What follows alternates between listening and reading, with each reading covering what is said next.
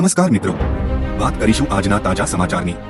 જૂનાગઢ મહાનગરપાલિકા ચૂંટણીમાં પ્રચંડ બહુમતી સાથે ભાજપે પોતાના જ ગઢમાં જીતની હેટ્રિક નોંધાવી છે। જૂનાગઢ મહાનગરપાલિકાની 60 બેઠકમાંથી ભાજપના ફાળે 48 બેઠક આવી છે, જ્યારે કોંગ્રેસે 11 બેઠક પર જીત હાંસલ કરી છે।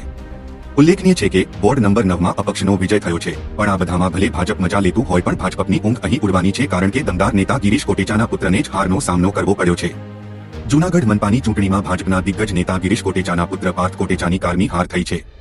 વોર્ડ નંબર 9માં ભાજપે 4 ઉમેદવારને ચૂંટણીના મેદાનમાં ઉતાર્યો હતો, જેમાં ભાજપના દિગ્ગજ નેતા ગિરીશ કોટેચાના પુત્ર પાર્થ કોટેચાની સામે ચૂંટણીમાં ઉભા રહેલા અપક્ષ ઉમેદવાર અશ્વિન ભારાઈની ભવ્ય જીત થઈ છે। હવે વાત કરીએ ડાકોરની, જ્યાં ડાકોરમાં ભાજપ અને અપક્ષ વચ્ચે ટાઈ પડી હતી। ડાકોર પાલિકાની ચૂંટણીમાં કોઈને બહુમતી નહીં। આ ટાઈ પડવાના કારણે હવે આગળનું ચિત્ર શું રહેશે તેના પર સૌ કોઈની નજર છે। જિલ્લામાં 3 લાખથી વધુ મતદારોએ મતાધિકારનો ઉપયોગ કરીને 498 ઉમેદવારોના ભાવિ ઈવીએમમાં સીલ કર્યા હતા। તો હાલ માટે આટલું, મળીશું નવી અપડેટ સાથે। જો તમને અમારા વિડીયો પસંદ આવતા હોય તો વિડીયોને લાઇક કરી, ચેનલને સબસ્ક્રાઇબ કરી બાજુમાં આવેલા બે આઇકને દબાવી દેજો।